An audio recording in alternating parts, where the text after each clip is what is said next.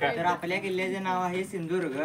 सिंधू म्हणजे समुद्र आणि दुर्ग म्हणजेच किल्ला, म्हणजे समुद्रातील किल्ला. या किल्ल्याची स्थापना 25 नोव्हेंबर 1664 रोजी झाली होती. आणि हा किल्ला सिंधुदुर्ग जिल्ह्यातील मालवण तालुक्यात स्थित आहे. हा किल्ला अरबी समुद्रात बांधण्यात आला आहे. आणि या किल्ल्याची उंची 200 फूट असून हा किल्ला 28 एकरमध्ये पसरलेला आहे. आणि या किल्ल्याचे वैशिष्ट्य म्हणजे चारी बाजून समुद्र असल्यामुळे तिथे सगळ्या शत्रूंवर लक्ष ठेवता येते. आणि हा किल्ल्याच्या बांधकामाची सुरुवात हिरोजी इंदुलकर यांनी केली होती. आणि या किल्ल्याला शिवलंका सिंधुदुर्ग किल्ला म्हणून देखील ओळखण्यात येते. आणि या किल्ल्यावर एकूण 52 बुरुज असून या किल्ल्यावर आणखी एक वैशिष्ट्यपूर्ण बाब म्हणजे या किल्ल्यावर 3 गोड्या पाण्याच्या विहिरी आहेत. आणि आश्चर्य म्हणजे या किल्ल्यावर चारी बाजून असा खारा समुद्र असून सुद्धा ते 3 गोड्या पाण्याच्या विहिरी आहेत. ती म्हणजे दूध बाव, दही बाव आणि साखर बाव. आणि श्री शिवाजी महाराजांच्या धाकटे पुत्र श्री राजाराम महाराज यांनी त्यांचे मंदिर देखील बांधले आहे.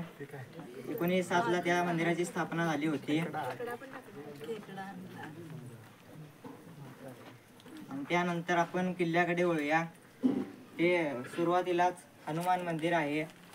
आणि त्यानंतर लगेच शिवाजी महाराजांच्या 2 पायाचे ठसे आहेत. एका देवळीत उजव्या पायाचा ठसा आणि दुसऱ्या देवळीत डाव्या पायाचा ठसा आहे. आणि तो महाद्वार आहे तो पूर्ण उमराच्या लाकडापासून बनवण्यात आला आहे. नंतर आपणास वाट पाहायला मिळेल.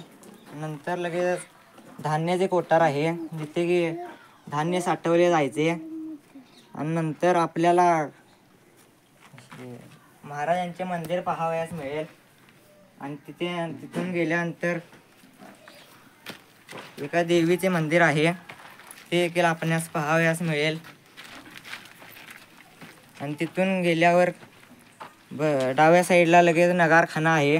म्हणजे त्या काळी देखील शत्रूचे हल्ले होत, त्यामुळे नगारखान्यामुळे त्यांना सर्व किल्ल्यावर संदेश दिला जायचा.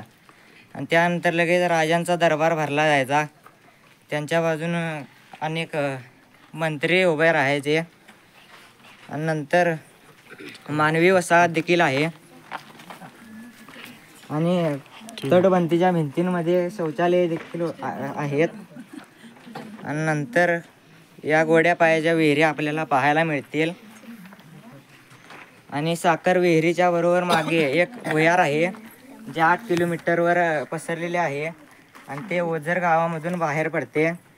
आणि नंतर आपणास टेहाडी बुरुज पाहायला मिळेल जिथून सर्व गडाच्या आजूबाजूची पाहणी केली जायची.